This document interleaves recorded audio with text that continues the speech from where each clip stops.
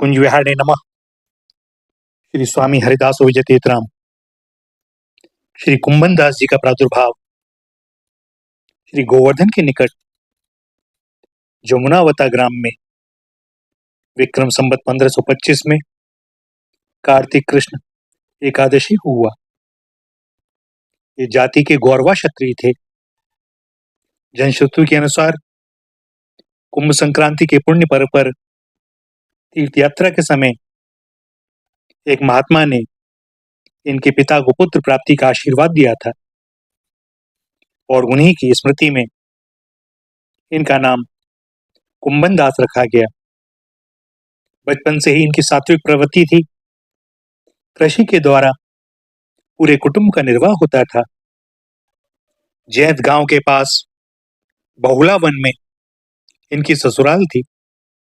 पत्नी इनके स्वभाव के अनुकूल, अतः गृहस्थाश्रम इनके भजन साधन में कभी भी प्रतिबंधक नहीं रहा।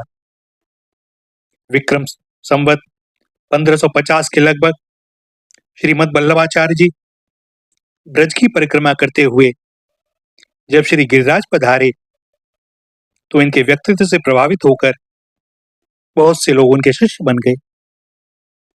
यतिपुरा में श्री महाप्रभु जी ने श्री गोवर्धन नाथ जी की प्रतिष्ठा की और उनकी सेवा का विस्तार किया। श्री महाप्रभु जी के प्रभाव से आकर्षित होकर श्री कुंभन दास जी भी पत्नी सहित उनके शिष्य हो गए।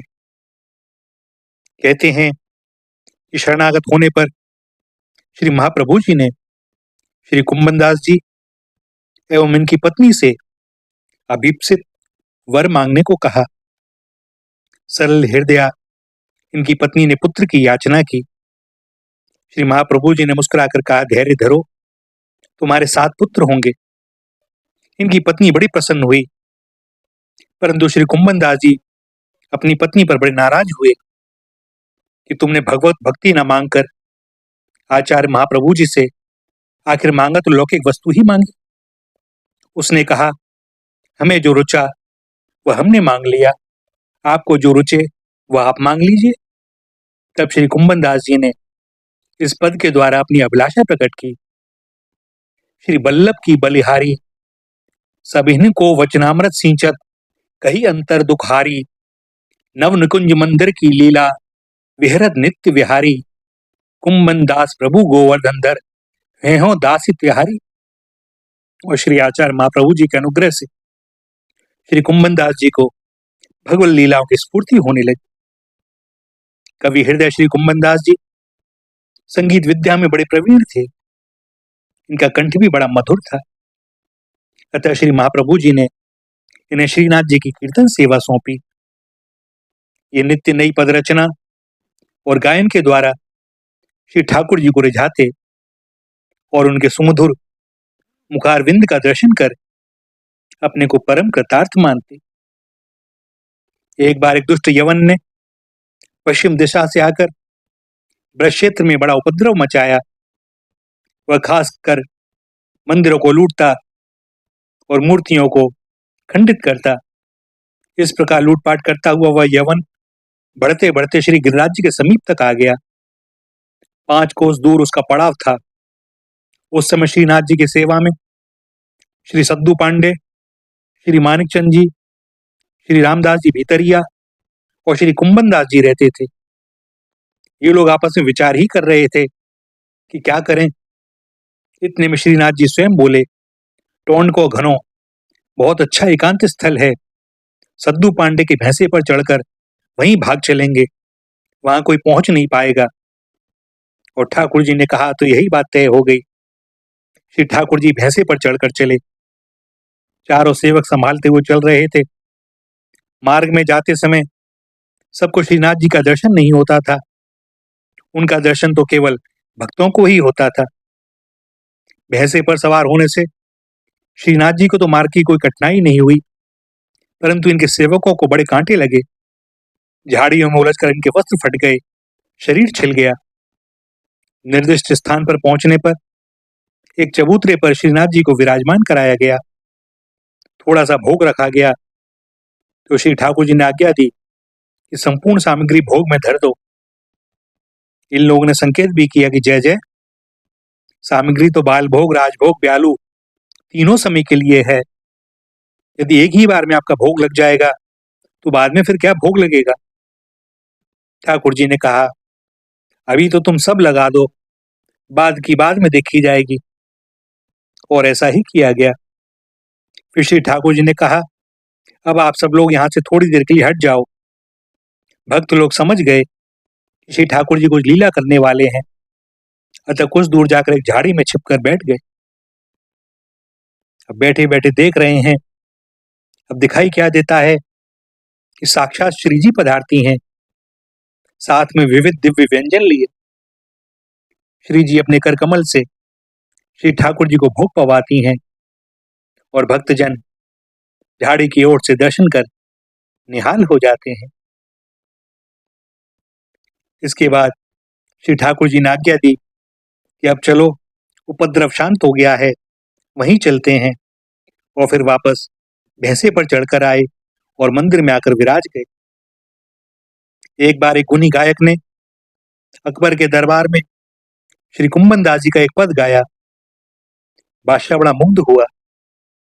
पद सुनकर उसका मन ललक उठा कि इन पदों को श्री कुंभन दास जी के ही श्रीमुख से सुना जाए। फिर क्या था, तत्काल शाही आदेश हुआ कि जैसे भी हो इस महागायक को दरबार में लाया जाए।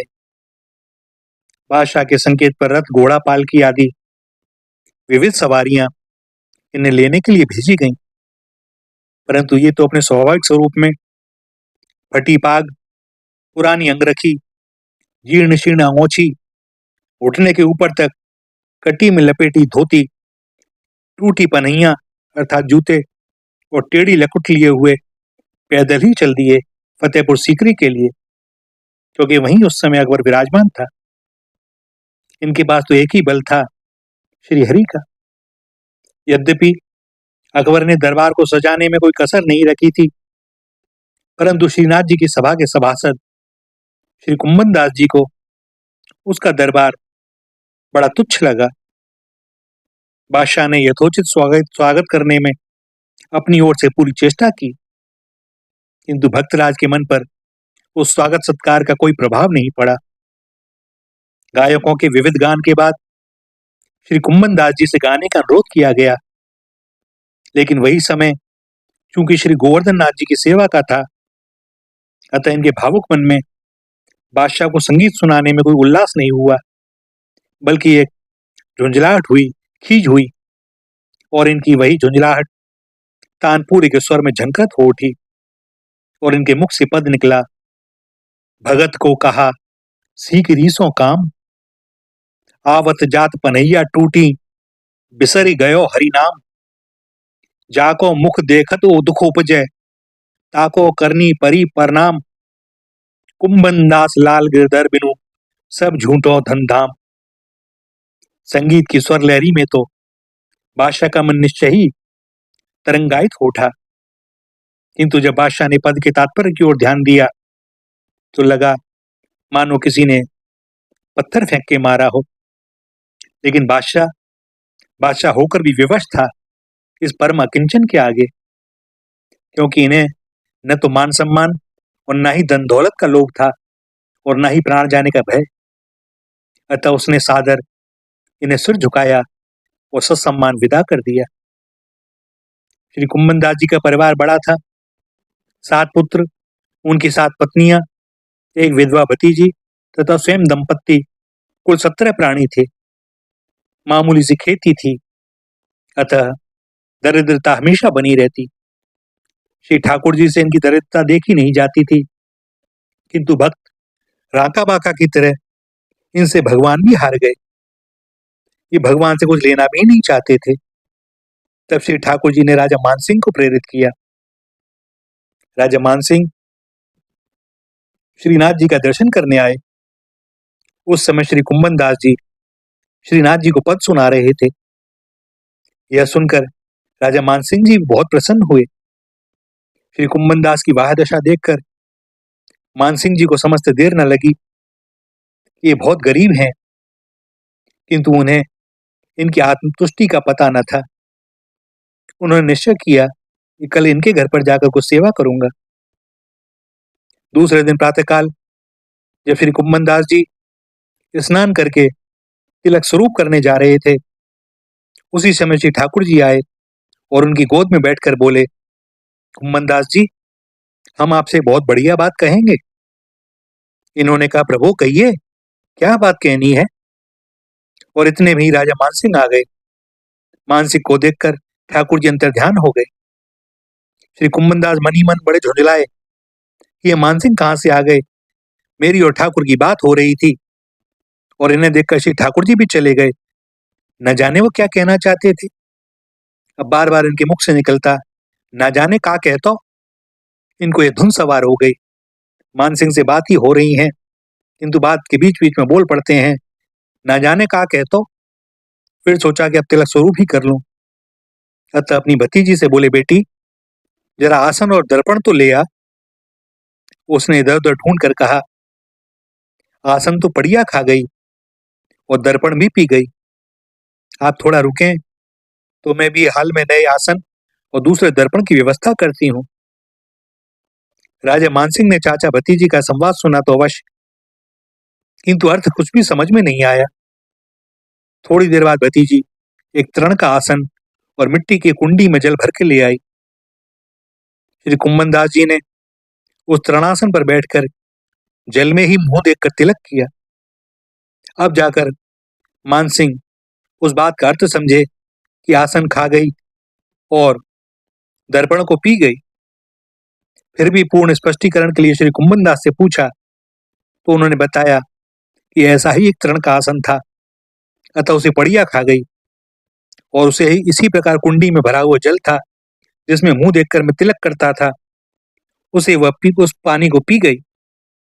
अब राजा मानसिंह को इनकी दरिद्रता का पूर्ण पता चला। राजा ने तुरंत मणिजटित एक दर्पण भेंट किया, परंतु श्री कुंभन दास जी ने यह कहते हुए इसे स्वीकार नहीं किया कि मैं इसको रखूंगा कहाँ। फूस की झोपड़ी में मणिजटित दर्पण शोभा नहीं देता, यह तो महलों में ही शोभा देता है। पुनः हमें दर्पण की रखवाली की चिंता लग जाएगी तो भगवान का भजन छूट जाएगा। राजा मानसिंह इन्हें 1000 सोने की मोहरें देने लगे तो भी इन्होंने न ली और बोले, खेती से ही गुजर हो जाता है। जमुनावतो गांव का पट्टा लिखने लगे तो वह भी अस्वीकार कर दिया और बोले, किसी ब्राह्मण को दे दें, मैं दान लेने का अधिकारी नहीं हूं। मानसिंह ने कहा, आप जहां से अपनी गृहस्थी का रसोई का सामान लेते हैं वह दुकान बता दीजिए, मैं उसे लिखित आदेश दे दूंगा कि वह आपको सारा सामान बिना मूल्य दिया करे और उस सारे सामान का 2 दाम सरकारी कोष से चुका दिया जाएगा। श्री कुंभन दास जी बोले, भैया जैसा मैं हूं वैसे ही मेरे दुकानदार भी हैं। मानसिंह ने बहुत आग्रह किया तो बोले, ये करील और बेर ये ही हमारे सौदागर हैं। गर्मी के दिनों में करील पर्याप्त टेंटी देते हैं और ठंड के दिनों में बेर अपने फलों से हमें समृद्ध बना देते हैं। राजा मानसिंह इनकी इस अकिंचनता से दंग रह गए। बोले, प्रभु फिर भी कुछ सेवा तो मुझे बतलाएं। इन्होंने कहा, भैया एक ही सेवा करना, अब फिर कभी मेरे यहाँ मत आना। मानसिंह मन ही मन इन महाभागवत का पग वंदन करते हुए सोचने लगे कि मैंने विरक्त त्यागी तो बहुत देखे, परंतु ग्रस्त त्यागी तो आज ही देखा। माया के भक्त बहुत देखे, पर श्री हरि के सच्चे भक्त को तो आज ही देखा। श्री कुंभन दास जी के चरणों में साष्टांग दंडवत प्रणाम कर राजा मानसिंह चले गए। श्री कुंभन दास जी को अब पुनः श्री ठाकुर जी की बात याद आ गई, न जाने का कहतो। और मानसिंह के जाते ही ठाकुर जी भी आ गए। इन्होंने आते ही पूछा, जय जय, आप कौन सी बढ़िया बात कह रहे थे। अब ठाकुर जी झुंझलाए और झुंझला कर बोले, कहना क्या था, यही कहना चाहता था कि राजा मानसिंह जो भेंट थे उसे स्वीकार कर लेना।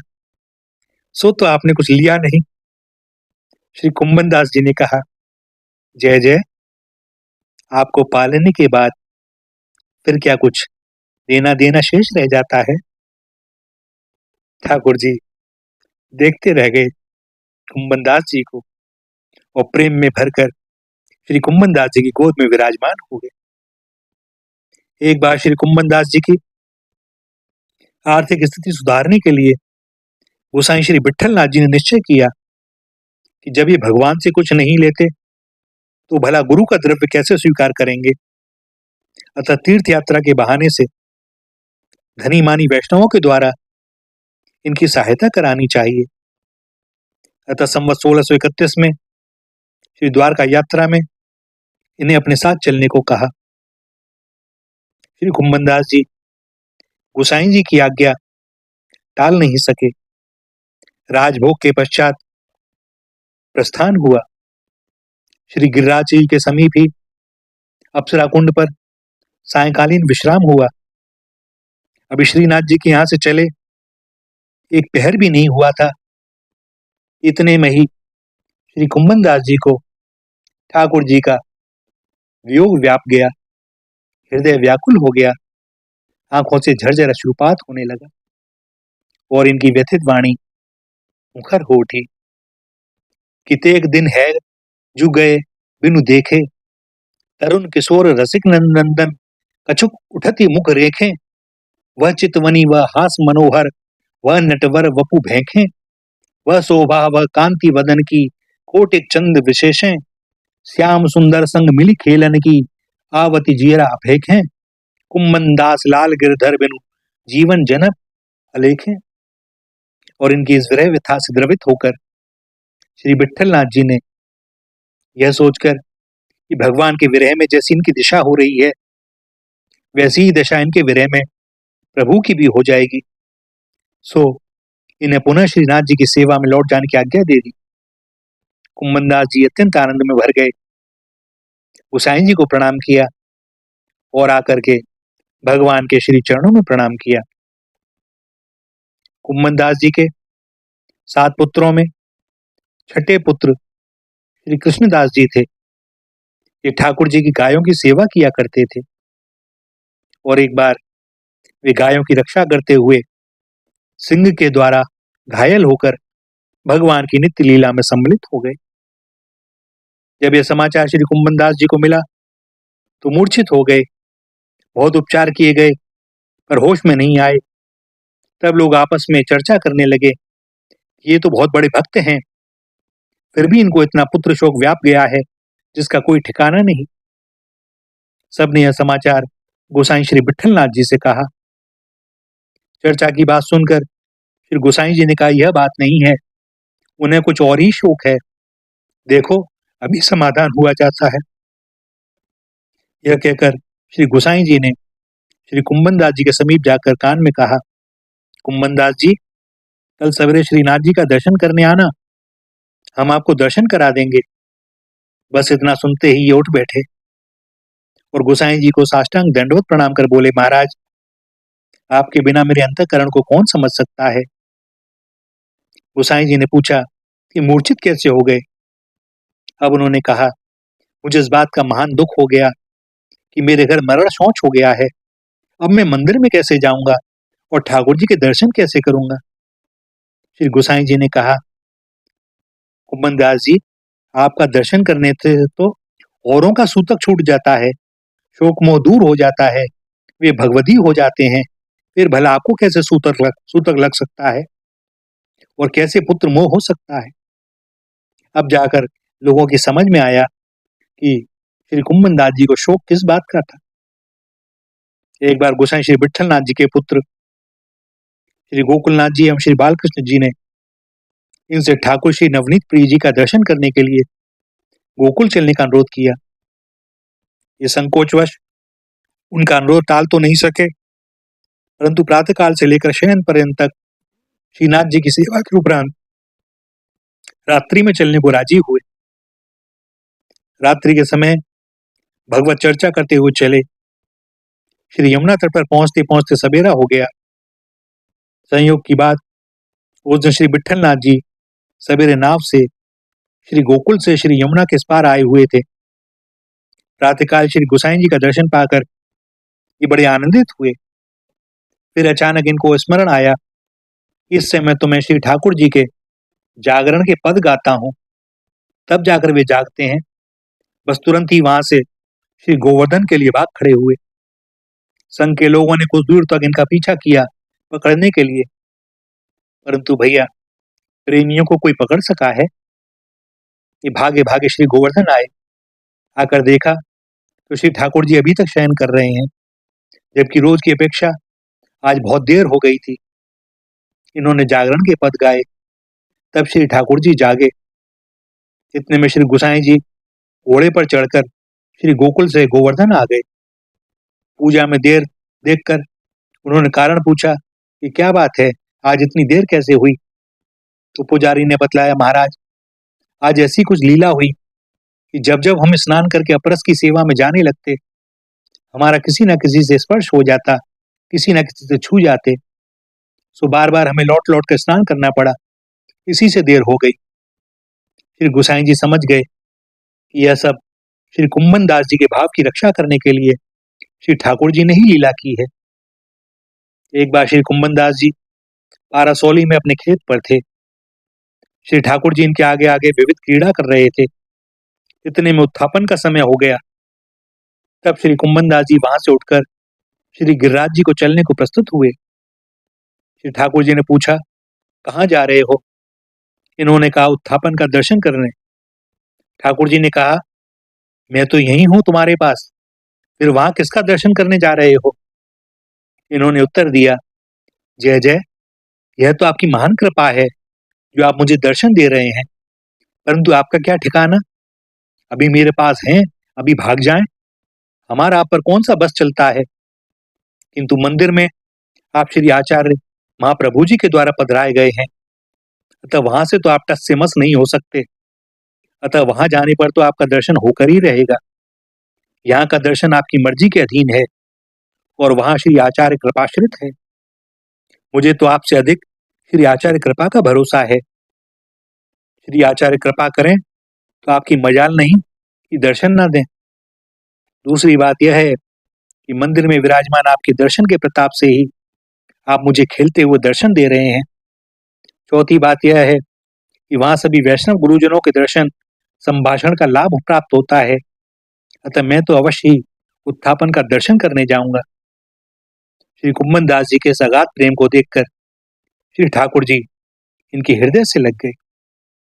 श्री कुम्भन दास जी से प्रसंगवश यदि कोई पूछता कि आपके कितने पुत्र हैं, तो ये उत्तर देते कि मेरे 1.5 पुत्र है, और पूछने पर वह इनका हिसाब देते कि कृष्णदास मेरा आधा बेटा है, क्योंकि वह केवल श्री ठाकुर जी की गौचारण मात्र करता है। चतुर्भुज दास मेरा पूरा बेटा है, क्योंकि वह भगवान की नाम सेवा और स्वरूप सेवा दोनों में निष्ठा रखता है। इस प्रकार मेरे 1.5 पुत्र हुए। शेष 5 को तो श्री भगवत विमुख होने से मैं पुत्र ही नहीं मानता। एक बार की बात, श्री गोसाई विठलनाथ जी का जन्मदिन था।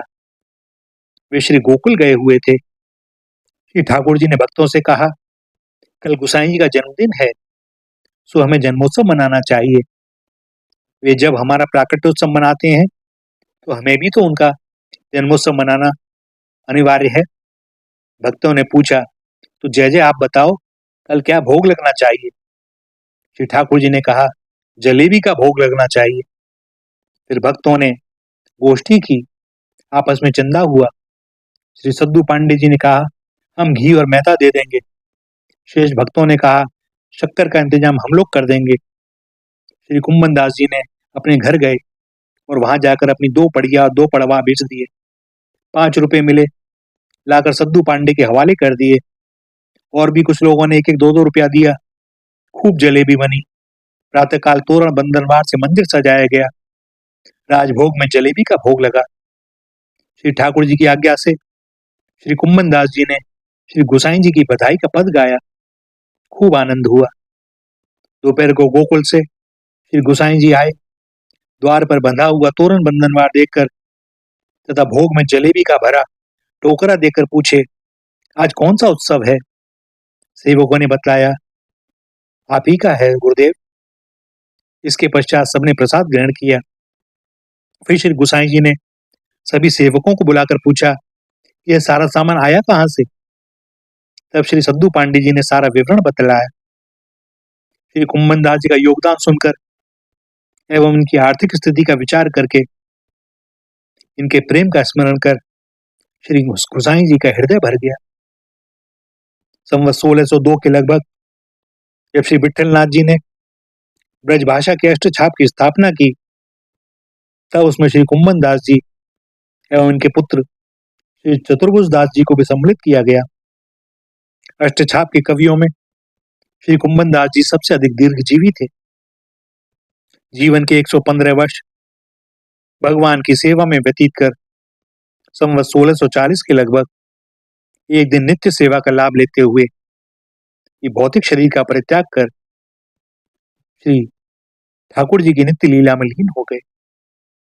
अंत समय इनके मुख से पद निकला, रसिकनी रस में रहती गड़ी, कनक बेली ब्रज भानु नंदिनी, श्याम तमाल चढ़ी, बेहरत लाल संग राधा के, कोने भांति गड़ी, कुंभन दास लाल गिरधर संग, रति रस केली बड़ी।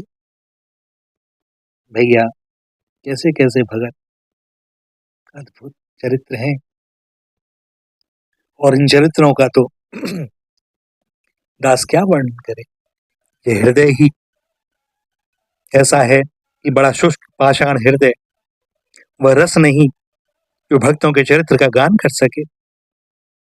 फिर भी इन भक्तों की बड़ी करुणा कृपा, श्री जी की अहित की कृपा के कारण यह दास उनके नाम का स्मरण कर पाता है। यही क्या कम सौभाग्य की बात है। अपात्र को भी वे कितना देते हैं। श्री राधा, श्री राधा, श्री राधा।